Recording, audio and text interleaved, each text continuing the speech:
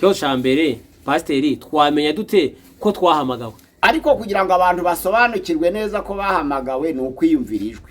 Abantu bava mu mbese Imana ivuga iti. Imana ivugana n'abantu bose yaremye. Kristo n'abatari abakristo bose bavugana n'Imana, ariko abantu ntabwo babashe kubisobanukirwa kugira ngo abantu babereke ko Imana ivugana n'abantu bose. Ntabwo ari ngombwa ngo Imana ivugane n'abakristo gusa, nizo mpamvu Imana yaturemeye inzira zo kuvugana nayo. Umuntu wese wahamagawe avugana n'Imana, kandi ushaka kuvugana n'Imana yiga uko Imana ivuga.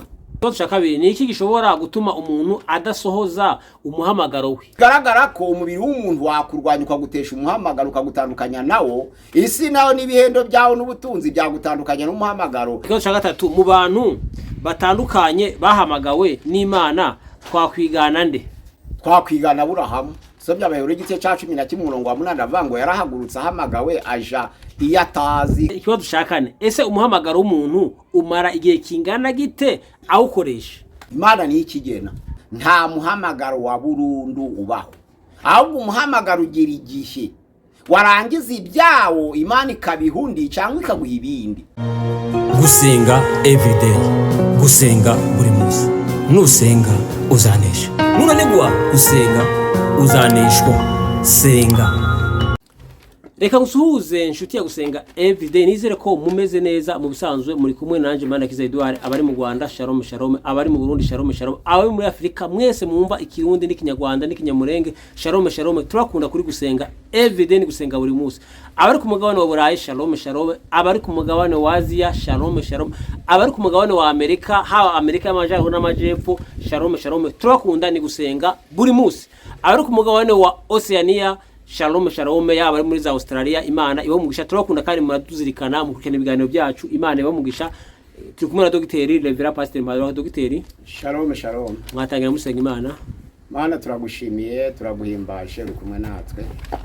Dushimiye umwanya mwiza uduhaye wo gusangiza abatugana ijambo ryawe umahanga yose mu migabane itandukanye. Reka wasogongere ku byo kurya byera by'uyu munsi, kandi nakwe dusenga turavuga ngo uduhe ibyo kurya byacu by'uyu munsi. Reka ijambo ryawe ribabere umutsima utera imbaraga kandi rihindura imitima ya benshi ku bwa Yesu Kristo. Amen. Amen.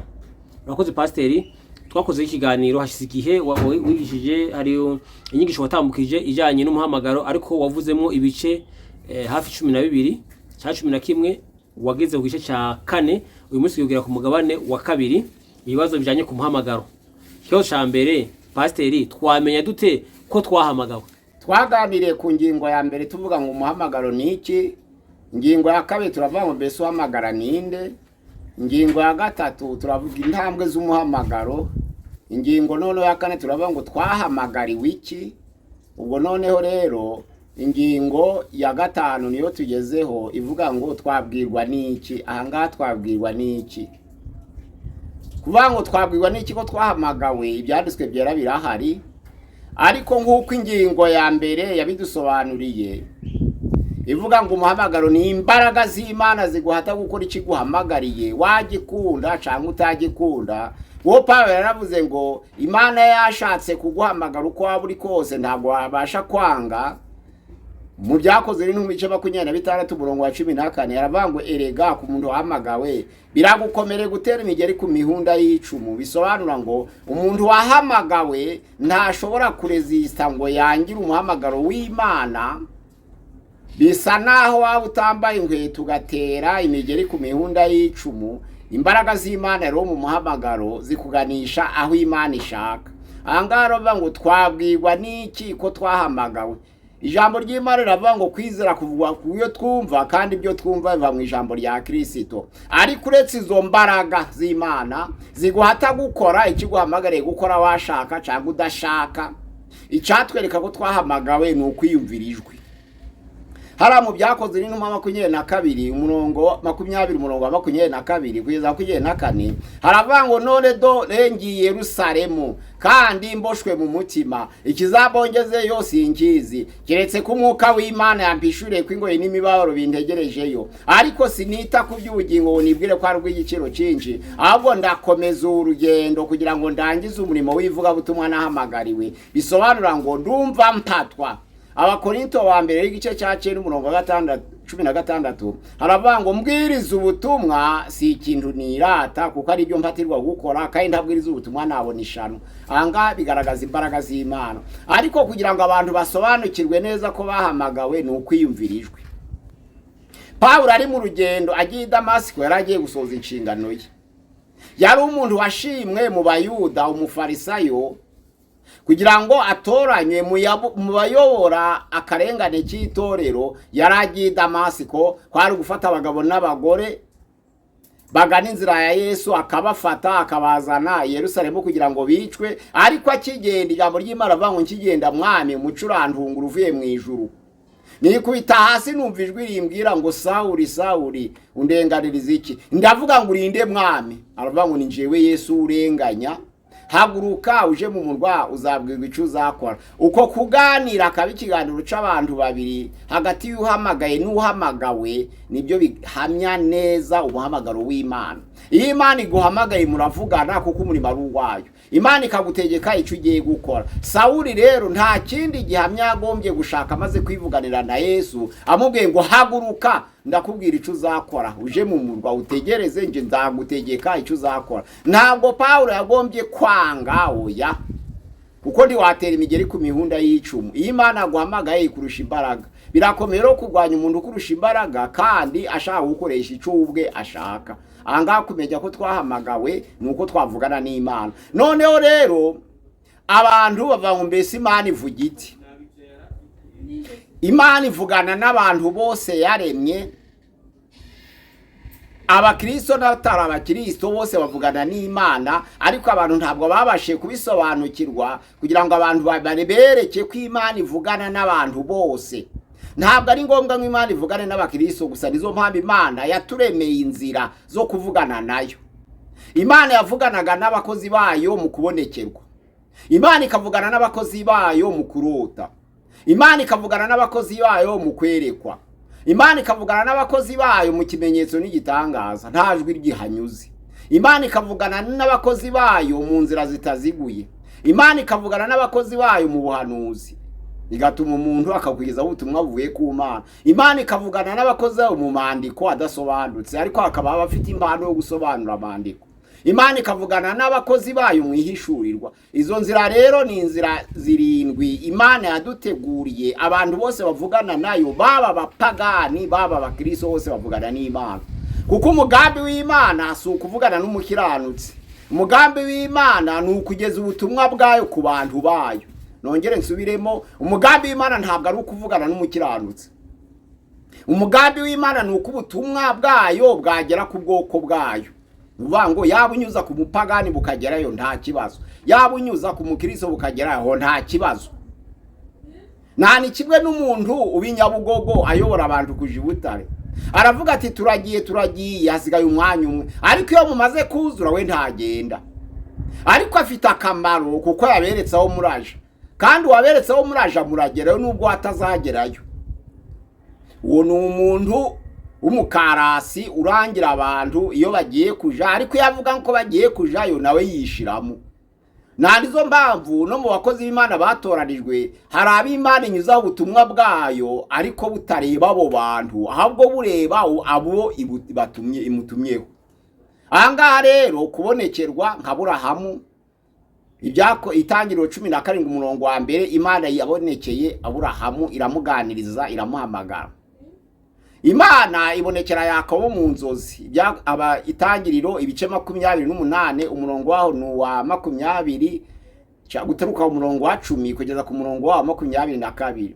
Imana yaganiriye na Ezekiyeli inyuze mu iyerekwa. Ezekiyeli igice ca mbere, Ezekiyeli arerekwa. Imana yaganiriye na Gidiyoni ikoresha ikimenyetso n'igitangaza. Ubwo yasabaga Imana ngo ndabwirwa n'iki kuntumye kuvuze ngo uzakirisha Isirayeli amaboko yanje ubakiza abamediyani, ndabwirwa n'iki? Yarambitse ubwoya hasi asaba Imana ikimenyetso, ubwoya bwuzura amazi ariko burambitse humutse, mu gukamura havamo urwuho rw'amazi. Ico kibi kimenyetso ko Imana imuhamagaye. Arongera arahindura ati ntabwo nyuzwe, nshaka kugira ngo ubu bwoya mburambike hasi aho burambitse abigishanga, ariko bwo nibuhava bwe guhura n'amazi. Imana irabimukora avuga turampamagaye ndabyemeye, uzakirisha amaboko yanje Abisirayeli abanzi bawe. Ubwo nukuvuga ngo ababonye ikimenyetso. Hari ikimenyetso n'igitangaza nka Gideyoni rero, hari no guhura n'Imana mu buryo butaziguye nka Mose. Usomye Kuva igice ca 33:11 haravuga ngo Uwiteka Imana akaganira na Mose barebana nk'uko umuntu arebana n'inshuti, atari mu buryo buziguye. Hari ubwa Mose yavuganaga nayo, ariko hakaba n'ubuhanuzi nka kuri kwa Yesaya. Imana ikamutuma ngo genda Yesaya, genda ubwire Hezekiya ngo raga ibintu byawe. Yesaya 38 ugiye gupfa raga. Ubwo butumwa Imana yahaye Yesaya kugira ngo ajanire Hezekiya n'ubuhanuzi. Ariko hakaba n'amandiko nka Daniel yagiraga impano yo gusobanura amandiko. Igihe ca Berushazari amaze kubona inyandiko yanditswe ku gisika, yandikwa n'ikiganza kitagira umuntu, yandika mu rurimi atumva, iriyo magambo yanariye abantu bose n'abapfumu n'abakonikoni. Ariko Daniel wagiraga impano yo gusobanura amandiko arayisobanura avuga ngo merimeni teke ufrazini. Wapimwe mu gipimo usanga udashitse. Imana yabaza imyaka umaze ku ngoma ishiraho iherezo, kandi ubwami bwawe buragabwe buhaba Medi n'Abaperesi. Bwari ubusobanuro buvuye mu bantu bahawe impano yo gusobanura amandiko. Ubwo ni inzira y'itumanaho Imana nayo yaduteguriye kugira ngo tujye tuvugana nayo. Indi nzira noneho ya karindwi iheruka ni inzira yitwa ibyahishuwe. Ibyahishuwe Imana ishobora kukwihishurira ukamenya ubutumwa bwayo, nka kuriya Yohana yabihamije avuga ngo njyewe Yohana musagiye amakuba n'ubwami no kwizera. Nari mu kirwa cwita Patmos bampora ijambo ry'Imana no guhamya kwa Yesu, ariko ku munsi w'umwami ijwi ry'Imana inyuma yanje ndaryumva rivuga nk'iry'Imana rimbwira riti ico wumva andika wohereza amatorero 7 yo muri Aziya. Ubwo bwari ubutumwa bwiza buvuye ku Mana bwohereje amatorero 7 yo muri Aziya, ariko buje mwihishurirwa. Ntabwo ari ukubonekerwa, ntabwo ari inzozi, ntabwo ari ukwerekwa, ntabwo ari ikimenyetso n'igitangaza, ntabwo ari uburyo butaziguye, ntabwo ari ubuhanuzi, ntabwo ari amandiko, ariko ni ihishurirwa. Abantu rero batoranijwe nabo guhamagarwa. Imana ihamagara abantu batandukanye b'ingeri zitandukanye. Ntabwo rero uko mutandukanye n'Imana nayo ifite inzira zitandukanye izabahamagaramo. Hari abazumva izo mbaraga zibahata ijwi ntirivuge, gusa Imana ikamushiramo kubikunda, nta kindi. Yabashidikanije rero nibwo asaba ikimenyetso n'igitangaza kugira ngo Imana imwiyereke.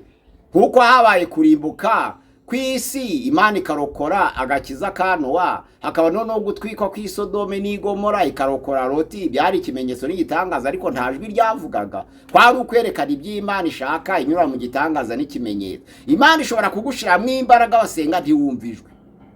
Iyo gushizemo kubikunda urabikora. Iyo usabye rero ikimenyetso niba ukora mu nzira ya Gideyoni.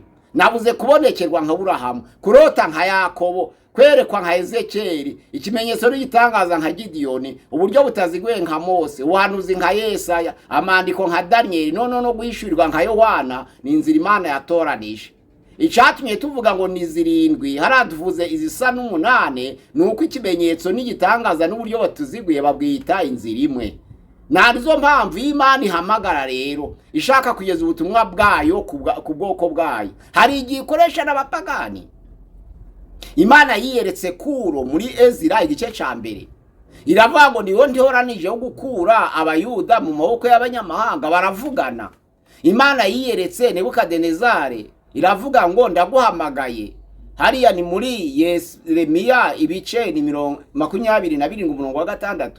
Iramuhamagarira avuga ngo habaye umugaragu wanje ndagutumye kugira ngo nkurire hariya bara bwoko bwanje mu mahanga, kandi ndakwambitse wiswe umukozi wanje niwe uzanesha mu mahanga. Imana yavuganye na Kuro iramubwira ngo ndaguhamagaye, nzakingurura inzugi zose zo kwisi. Ngibi ibyo Uwiteka iwi avuga kuri Kuro uwo yasize amavuta. Ni Yesaya 45:1-5. Imana rero ishaka gusoza ubutumwa bwayo ibunyuzaho ishaka. Ariko ico nshaka kubasobanura nuko umuntu wahamagawe wese avugana n'Imana, ariko mu nzira zitandukanye. Nta muntu rero utavugana n'Imana kereka aho gutarigishijwe ijambo ry'Imana ngo amenye uko Imana ivuga. Yari ukubonekerwa Imana iravuga, yari ukurota Imana iravuga, yari ukwerekwa Imana iravuga, yari ikimenyetso n'igitangaza Imana iravuga, yari ubuhanuzi Imana iravuga, yari amandiko Imana iravuga, yari uguhishurirwa Imana iravuga. Abantu rero iyo agiye gukoreshwa n'Imana nayo itoranya izo nzira zirindwi yatoranije, buri wese ikamuhamagara mu nzira ye. Icy'ingenzi ni uko asohoza ibyo Imana yamuhamagariye gukora. Kandi twavuze ku gice cya kabiri tuvuga intambwe z'umuhamagaro, twavuze ko abantu bose bahamagawe niba koko baremeye Yesu nk'umwami n'umukiza bakabyaga ubwa kabiri, abantu bose barahamagawe. Bahamagarirwa kuba iki? Kuba abakristo. Muri baba Kristo Imana yahamagaye rero, iyo ni intambwe ya mbere y'umuhamagaro. Ahubwo Imana yongera guhamagara bamwe muri bo kugira ngo ibahe za ministeri. Hariya mu Efeso 4:1 haravuga ngo ndabahendahenda bene data bakundwa, njewe nk'imbohe y'umwami wacu Yesu Kristo, ngo mugende ibikwiye ibyo mwahamagariwe. Hariya ni ukuba umukristo. Ku murongo wa 11 rero aha bamwe ku bintumwa, aha bandi kuba abahanuzi, aha bandi kuba abavuga butumwa bwiza, aha bandi kuba bungera, aha bandi kuba bigisha, kugira ngo abo bose batunganiriza hamwe umurimo wo kugabura iby'Imana no gukomeza umubiri wa Kristo Yesu. Ahangaha rero mu bakristo bahamagaye kuba abakristo bavuye mu pagani, Imana irongera igatanga imirimo.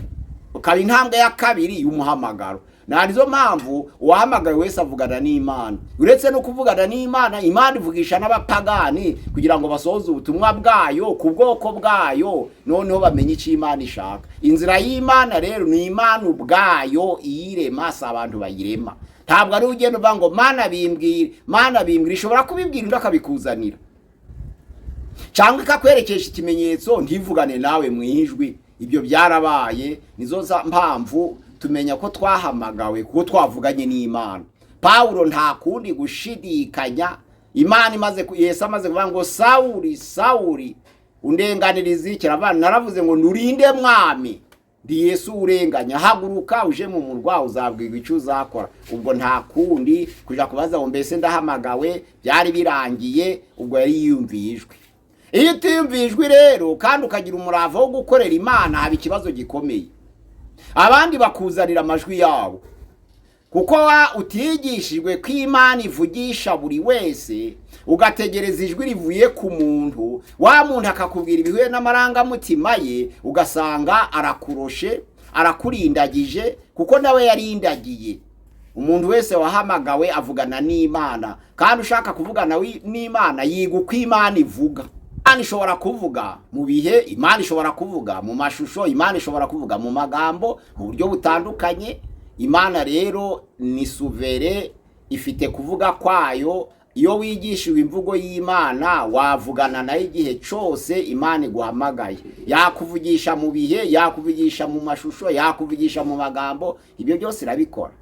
Urakoze Pastor. Ikibazo cya kabiri ni iki gishobora gutuma umuntu adasohoza umuhamagaro we? Hari ibyatuma umuntu adasohoza umuhamagaro. Icya mbere, umubiri w'umuntu. Umuntu agahamagarwa ariko akaba ibintu biba mu mubiri we birwanya ubukiranuka kw'Imana. Pawulo yaravuze ngo amategeko n'ay'umwuka, ni mu Baroma 7:14. Ariko nje ndi uwa kamere, naguriye gutwarwa n'ibyaha. Yewe sinzi ibyo nkora, nja gukora ibyiza, ibi bikantaje imbere. Kishimira amategeko y'Imana mu mutima wanje, ariko hakaba irindi tegeko riboneka mu ngingo zanje rwanya itegeko ry'Imana riri muri nje rimbwira gukora ibyiza. Aravuga ati mbonye ishano, muri nje hari intambara. Iyo nshaka gukora ibyiza simbikora, ahubwo nkibuka nakoze ibibi nanga. Ariko iyo nkora ibibi nanga, sinkora ibyiza nshaka, sinje ukibikora, ahubwo nicakimbamo. Ariko aravuga ati mbonye ishano, ninde uzankiza uyu mubiri untera urupfu? Aravuga ngo Imana ishimwe ku bwa Yesu Kristo. Haba guhatana umuhamagaro. Iyo uhamagawe umubiri urabirwanya, kuko hari ibyo wigomwa. Nizo mpamvu Pawulo yaravuze ngo nja gukora ibyiza ibi bikantange imbere. Nuko hari itegeko ry'umuhamagaro rirwana n'umubiri wawe, rimwe na rimwe hakagira ibyo wigomwa kugira ngo usohoze umuhamagaro wa mubiri ukanga. Iyo umubiri wanze rero uboye n'intambara hagati y'umuhamagaro n'umubiri. Iyo ni ya mbere. Abaroma 7:14-25. Intambara ya kabiri ni ibihendo by'isi. Matayo 13:22 haravuga ngo, utangire ku murongo waho wa 18, haravuga ngo umubibyi yasohoye imbuto.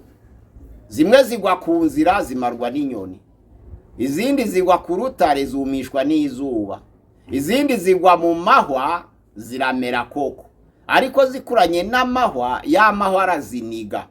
ijambo ry'Imana riravuga ngo abo nibo bumva ijambo ry'Imana ku murongo wa 22 maze ibihendo by'isi n'ubutunzi bikaniga iryo jambo. Guhamagarwa Imana yagutuma mu murimo w'ivuga butumwa ugasanga abacuruzi baragusize.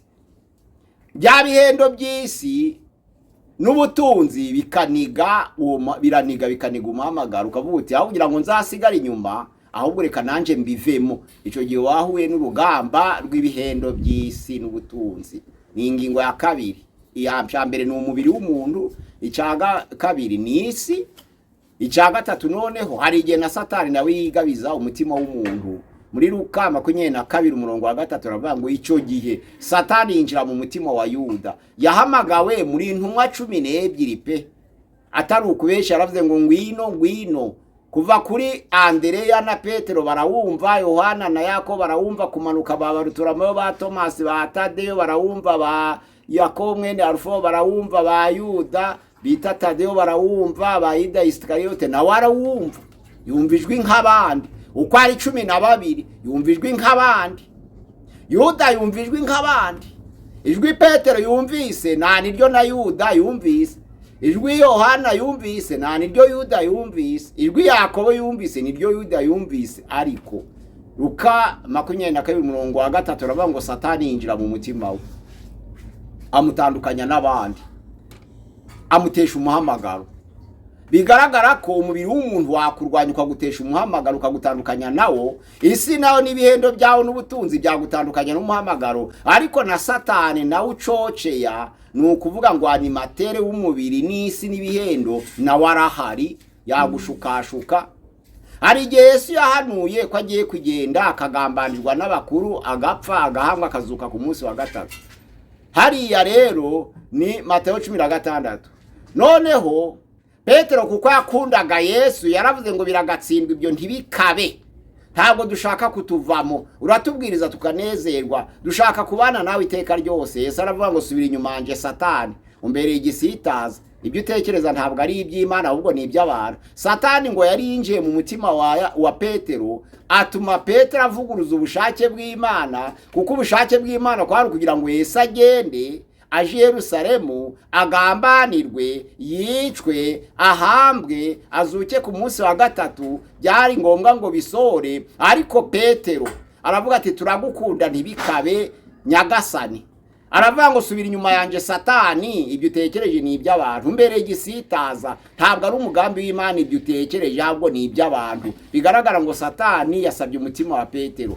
Muri Luka 22 umurongo wa 31 niho Yesu yabwiye Petero ngo Petero, Satani yabasabye kugira ngo abagosore nk'amasaka, ariko we nakwingingiye kugira ngo kwizera kwawe kudacogora, numara gukomera uzakomeze bagenzi bawe.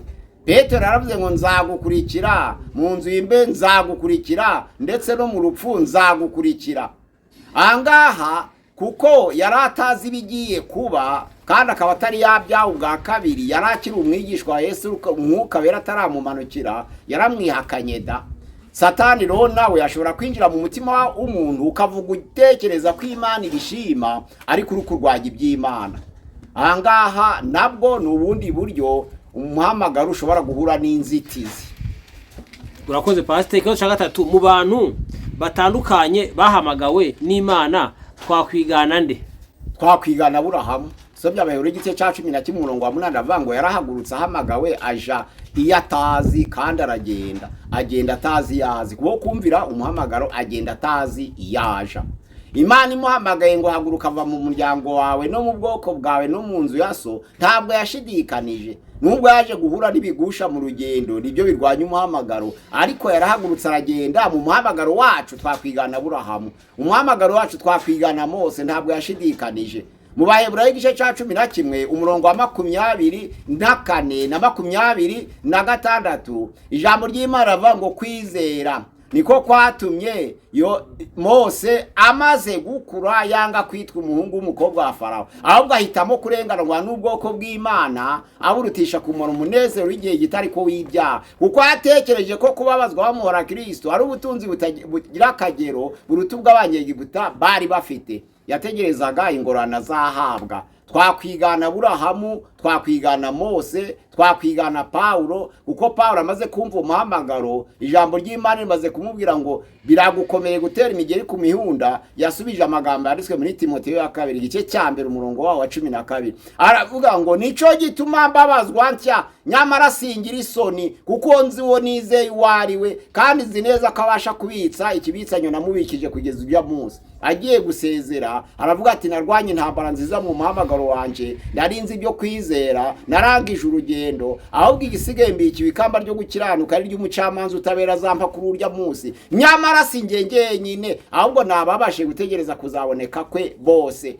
Timoteyo ya mbere igice cya 4 umurongo wa 6 tugeza kwa 8. ubwo nuvuga ngo twakwigana Aburahamu, twakwigana Mose, twakwigana Paulo mu bahamagawe. Kandi Paulo yaravuze mu Bakorinto ba 11 umurongo wa 1 avuga ngo bene data munyigireho nkuko nanje ngera ikirenge mu ca Yesu. Nuvuga ngo abankurikire n'abanyumva mugera ikirenge mu canje nkuko nace ngera mu ca Kristo. Abo twakwigana ni benshi. Urakoze Pastor, ikibazo dushakane, ese umuhamagaro w'umuntu umara igihe kingana gite awukoresha? Imana ni ikigena. Hari abantu benshi bibesha ngo ubwo abaye pasteur ngo ni burundu, abandi bakibesha ngo ubwo abaye intumwa ni burundu, abandi bakibesha ngo abaye umuvuga utumwa ni burundu, abandi bakibesha ngo ubwo abaye umwarimu ni burundu cyangwa umwarizi ni burundu. Nta muhamagaro wa burundu ubaho, ahubwo umuhamagaro ugira igihe warangiza ibyawo Imana ikabihundi cyangwa ikaguha ibindi. Abafilipi igice cya 1 umurongo wa 21 haravuga ngo erega njewe kubaho ni Yesu, no gupfa byambera inyungu. Yarari mu kaga cyane urwandiko yanditse ari mu nzu y'imbehe rw'Abafilipi, ariko aravuga ngo niba kubaho kwanje mu mubiri kwarushaho kongeranya umurimo wivuga utumwa nahamagariwe, ntabwo zico nampihitamo peze murungabangaba. Kuri bwanje nakwifuza kugenda ngo mbane na Yesu, ariko ku bwanyu kubana namwe nibwo bifite akamaro. Bisobanura ngo Paulo yifuje gupfa kubera umubabaro, ariko abyifuza umuhamagaro utararangira. Kubwo umuhamagaro wari utararangira aravuga ati ku bwanje nakwifuza kugenda ngo mbane na Yesu, ariko icyo nahamya nuko kubaho ni Yesu no gupfa bya binyungu ku muntu wahamagaye ko nta mukristo upfa. Ariko ku bwanje nifuza kugenda ngo mbane na Yesu, ariko ku bw'abantu kubera ubutumwa bwiza Imana yampamagariye ntaraburangiza, byari byiza ngo nkomeze kubana nawe. Byagaragariye kuri Yohana rero. Yohana yabaye intumwa ya Yesu. Matayo igice cya 10 umurongo wa 3 hari amazina, kuva ku murongo wa 2 kugeza ku wa 3 hari amazina y'intumwa. Yohana arimo, yarari intumwa ya Yesu, kandi intumwa ni umuhamagaro. Bamwe ibaha kuba intumwa, ariko agiye kwandika ubutumwa bwiza bwanditswe nawe ahinduka umuvuga butumwa. Amaze kwandika umuvuga butumwa mu butumwa bwanditswe nawe, arongera ahinduka umuhanuzi mu byahishuwe. Amaze guhinduka umuhanuzi mu byahishuwe, ko yanditse ibyahishuwe ari umuhanuzi, ahinduka umwarimu. Urwa mbere n'urwa kabiri n'urwa gatatu bya Yohana ni iby'abarimu, si iby'abavuga butumwa, si iby'abahanuzi, si iby'intumwa, ahubwo ni iby'abarimu. Ahinduka mwarimu, atwandikira inzandiko 3. Ari kugaruka mu Efeso mu mateka, kuko yishwe n'imbe hari mu Efeso, yaramaze kuba umushumba w'itoro rya Efeso. Yabaye intumwa 1, yabaye umuvuga butumwa 2, yabaye umuhanuzi 3, yabaye mwarimu 4, yabaye n'umushumba. Urumva rero umuntu ntabwo aba umushumba iteka ryose. Ushobora kuba umushumba ariko Imana ikifuza kuba intumwa. Ico gihe ubushumba Imana ibuha abandi, wowe ukaja mu murimo w'intumwa, ukaja gushinga amatoro mu mahanga. Ushobora kuba uri umushumba none ariko Imana ikaguhamagara kuba umuvuga butumwa. Nizo bambaye n'abapasiteri benshi basengewe kuba abashumba b'amatorero, ariko akakubwira ati njewe ikimbamo nivuga butumwa, ntabwo ubushumba bundimo. Ni ukuvuga ngo nyine ni uko yakunze ubushumba kubera buhembwa, ariko buriya umuhamagaro we wari ivuga butumwa, ariko amafaranga atuma ahindura. Ni ukuvuga ngo umuntu yahamagara kuba umushumba, ubundi akabivamo akawumuvuga butumwa, cyangwa akawumuvuga butumwa akabivamo akawumushumba, cyangwa akabintumwa akayoma akawumushumba, cyangwa akawumushumba ubundi akaba mwarimu. Imana rero ihamagara kwinshi, ariko umuhamagaro w'umuntu urashira bikurikije n'ibihukoreramo n'iby'Imana ikeneye. Urakoze Pastor. Ikibazo cya 5 ariko cyanyuma, niyihe nyungu umukristo witwaye neza mu muhamagaro azabona hano mu isi no mu ijuru? Ijambo ry'Imana riravuga ngo azahabwa amakamba. Iyo witwaye neza mu muhamagaro ari ijambo ry'Imana. Pawulo yaravuze ngo mbikiwe ikamba ryo gukiranuka.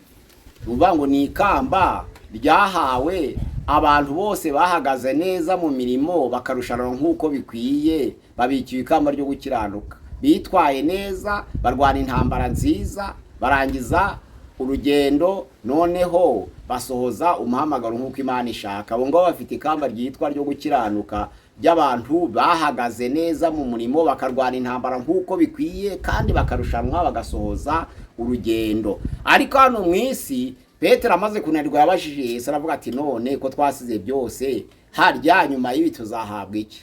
Mateo 19:7 Yesu aravuze ngo umuntu wese wasize byose kubw'izina ryanje azicarana nanje ku ntebe y'icubahiro, kandi nimwe muzacira imiryango 12 ya Isirayeli imanza. Wasize byose agasiga amasambu, agasiga ababyeyi, agasiga abana, agasiga imiryango, agasiga ubutunzi, agasiga amazu kubw'izina ryanje, azabihabwa inshuro 100 hano ku isi, kandi ahabwe n'ubugingo buhoraho. Bisobanura ngo ntabwo Imana igukubira inshuro 100 ibyo wataye, oya, ahubwo Imana kubikuba 100. Exegese y'iri jambo ruvuga ngo igihe iguha kunyurwa muri kondisiyo zose urimo.